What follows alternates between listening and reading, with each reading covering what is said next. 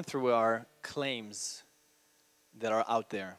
And Dr. Malam's and I's objectives are to challenge these claims with the science that's out there. Okay? So one of the claims is that with immediate implant placement, there are opportunities for ICU integration are better due to the healing potential of the extraction socket. And since this is Dr. Molayem's expertise, he's going to give you a little bit of information about how a socket that you've just had an extraction from is different from a socket that's created with delayed placement. So this is a histological slide. Basically, that's the buccal, the lingual. You can see to begin with, at 8 weeks, you have such a thinner buccal bone. To begin with, you have a thin buccal bone, but afterwards, it gets even thinner. You can see the buccal tissue, how much more apical it is to the lingual. Now, if you're talking about the maxilla, this lingual or palatal is your palate. The palate, by definition, has keratinized tissue, very thick. The thicker the tissue, the less likely the bone is going to resorb, and vice versa. The thicker your bone, the less likely your tissue is going to resorb. So that's why we have thicker tissue on the palate. We don't get a lot of resorption on the palate. Our main concern is always the buccal, and the way we were created, it's our buccal that's visible to people, and that's our thinnest part. So we have to do certain things and keep in mind when we're doing these cases how to treat and select the patient. For example, if a patient comes and they have a very big smile line, so everyone could see their gums, now all of a sudden, and they have thin tissue, when you take out their tooth and place an implant, you might get a little bit of recession. Okay, those are the kinds of things that you have to look out for. But if it's a 60-year-old, male, he smiles, you don't even see any, barely any teeth, he has a mustache, it's covering everything. In fact, he says, when you take out his tooth, I don't need a temporary. We all see those guys. I don't want a temporary. Those are the kind of people that you want to, treat. But unfortunately, not everyone is like that. Again, rule of thumb, numbers. Whenever you take out a tooth, you're going to lose about 2, 3, 4, maybe 4 millimeters of bone height, and then a couple of millimeters of bone width. It's expected. And it's because mainly of what we talked about, the thickness of the bone, and that's going to, that's why when you when you do extractions and you want to give a temporary to the patient, like a denture, in a few weeks or a month, that denture is rocking because you're having a lot of bone resorption. And the fastest resorption rate is in the first 6 months. Okay? After 2 years, the rate is much slower and more moderate. Why is that? Why after 2 years it slows down? Does anyone know what happens at 2 years? So basically at 2 years, the bone in the jaw is completely different than the bone that it was there 2 years ago. There's a complete turnover of bone after 2 years. Okay.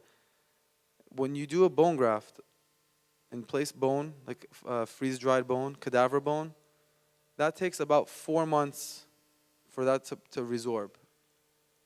Okay. So patients always ask, what kind of bone are you placing? What is that? And you say cadaver bone. They say, is that dead people's bone? People get scared. You have to always reassure them that this bone is going to get broken down eventually to carbon dioxide and water, the most simplest forms your body breaks it down to. And anyways, in 2 years, this bone is going to be completely different bone than it's there. So that's why at 2 years we have a slower rate, because it lost its memory of that previous extraction. It's completely new bone. After also the first year, you get a 50% decrease in bone width. This is according to the study in 2004. Saying 4 millimeters of bone height after a year, of which 2 months of it lost in the first 2 months, and then 2 more during the first year. So if you ever want to make a restoration in this area, you always want to wait until it's done most of the resorbing. That's why we want to wait definitely after 2 months and somewhere in between the first year, maybe 4 months, 6 months. And having said that, the thinner the tissue, the more resorption you're going to get. The thicker the tissue, the less resorption. Again, now this is showing when the implant is there. A lot of times, look what you're dealing with. You have maybe threads exposed.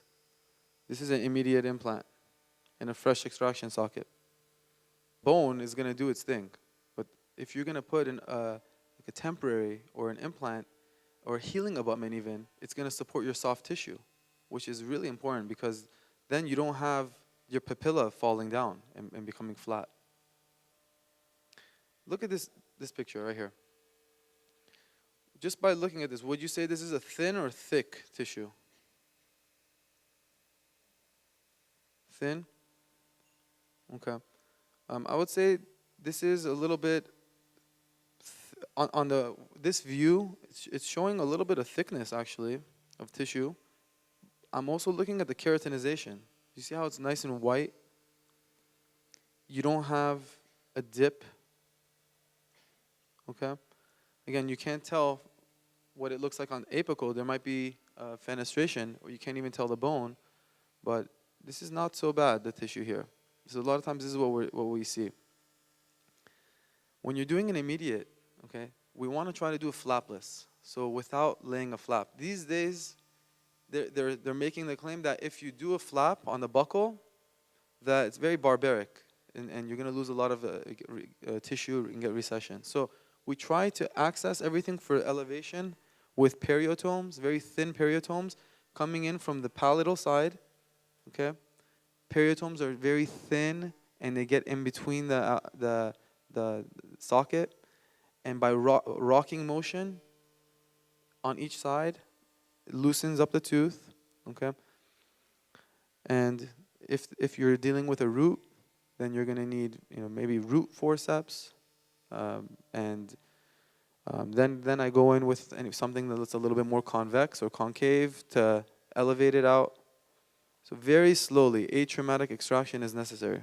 Also, if you're not going to flap, once you take out the tooth, you may not be seeing the dehiscence or fenestration. That might be more apical.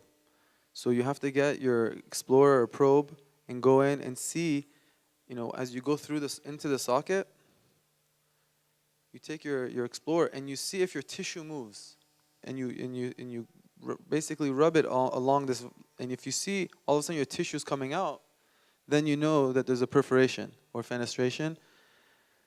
Then you may want to flap, okay? Because I've seen a lot of patients have bacterial issues, and it's kind of like an endo lesion, and very easily you could graft that, and then place your implant and then graft that area, or you can just bone graft it, membrane, and wait until it heals and then place your implant later.